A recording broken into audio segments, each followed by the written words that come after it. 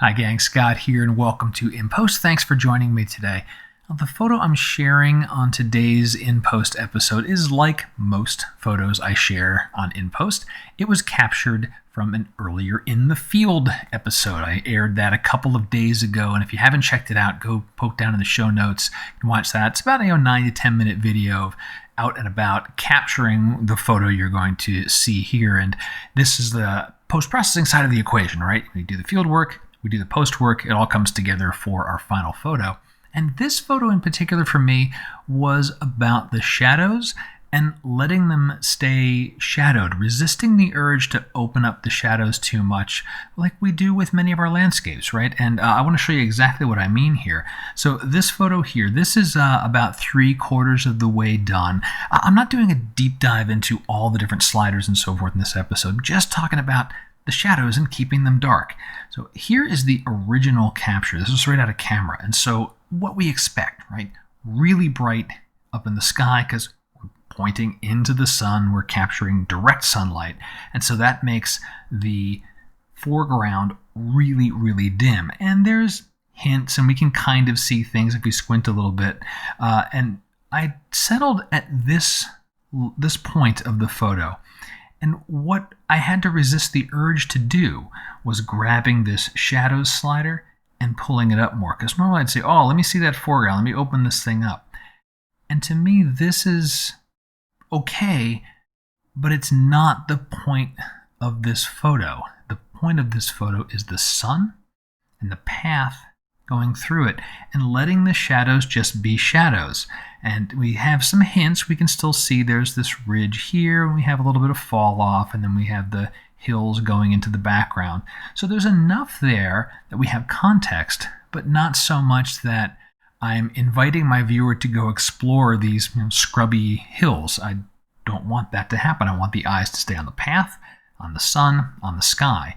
Now, let me show you just a couple of other things that I did to the photo to finish it off. As I mentioned, this is about 3/4 of the way done, and there were some steps I did in Luminar AI as well as on OnePhoto Raw to really finish off key elements of the scene here. So let's get into that. My first stop was Luminar AI. I really like Luminar's glow looks. I wanted to keep most of this scene soft and very, airy and calm.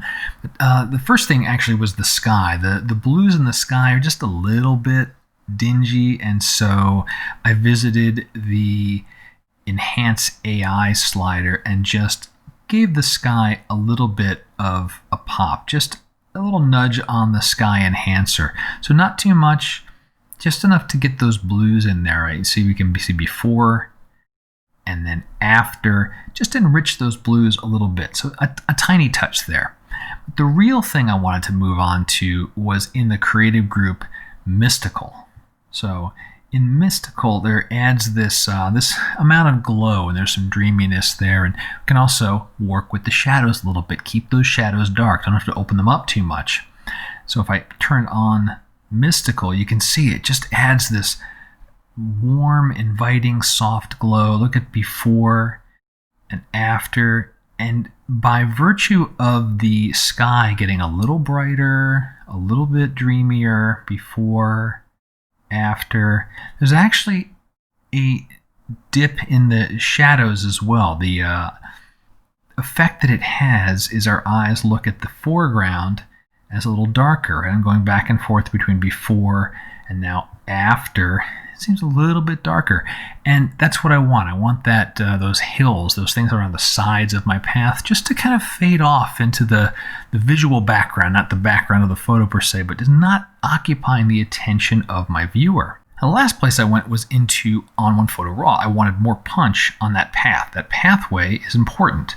So in Photo Raw, I went to dynamic contrast and masked it in just the pathway. So this is before, and then this is after. Just a bit of a punch up on the contrast, and that raises amount of detail.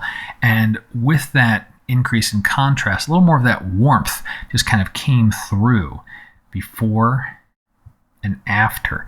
And so those few little subtle touches got me to my final image. But the key thing I wanted to share in today's video was the shadows and letting them be dark sometimes, and not always increasing shadows so much that we're overpowering our viewer with details that are less important to the story of your photo. Hope you found this interesting. Got questions? Go ahead and drop them below. And until next time, my name is Scott Davenport. Have fun.